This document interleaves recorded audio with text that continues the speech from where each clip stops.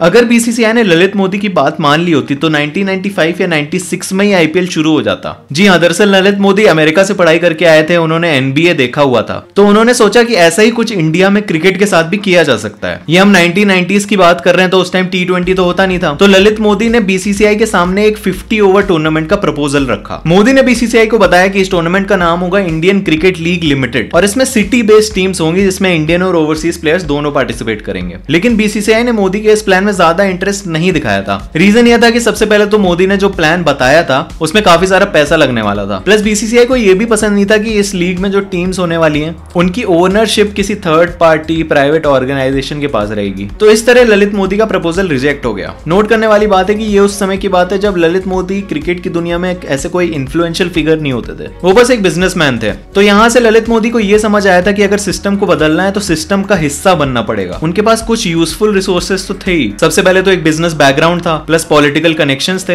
Plus cricket administrators के साथ भी उनका एक ग्रोइंग नेटवर्क बन रहा था। तो मोदी ने हर डायरेक्शन में एफर्ट्स डालना शुरू कर दिए और फास्ट फॉरवर्ड टू 2007 अब चीजें काफी बदल चुकी थी। ललित मोदी बन चुके थे बीसीसीआई के वाइस प्रेसिडेंट, अब एक पोजीशन ऑफ पावर आ चुकी थी उनके पास। प्लस 2007 में ही जी मीडिया के फाउंडर मिस्टर सुभाष चंद्रा ने आईसीएल या फिर इंडियन क्रिकेट लीग नाम की एक प्राइवेट T20 लीग लॉन्च कर दी थी। ये एक इंडिपेंडेंट लीग थी, इसका बीसीसीआई से कोई लेना देना नहीं था। तो इस लीग ने एक तरह से इंडियन क्रिकेट पर जो बीसीसीआई की मोनोपोली थी उसको चैलेंज किया था और ऑफ कोर्स बीसीसीआई को ये पसंद नहीं आया और वो हाथ पे हाथ रख के तो बैठने नहीं वाले थे। तो बीसीसीआई ने तुरंत एक्शन लेना चालू कर दिया। सबसे पहले तो बीसीसीआई ने कहा जो भी प्लेयर आईसीएल में पार्ट लेगा उसको इंडियन क्रिकेट से लाइफ टाइम बैन कर दिया जाएगा। कपिल देव भी आईसीएल में इन्वॉल्व थे तो उनको एनसीए यानी कि नेशनल क्रिकेट एकेडमी की चेयरमैनशिप से भी हटा दिया गया। बीसीसीआई ने सभी स्टेट एसोसिएशंस को भी बोल दिया कि कोई भी अपने स्टेडियम में आईसीएल के मैच होस्ट नहीं करेगा। और सबसे इंपॉर्टेंट, बीसीसीआई ने फाइनली डिसाइड कर लिया कि वो अपनी खुद की एक T20 लीग स्टार्ट करेंगे।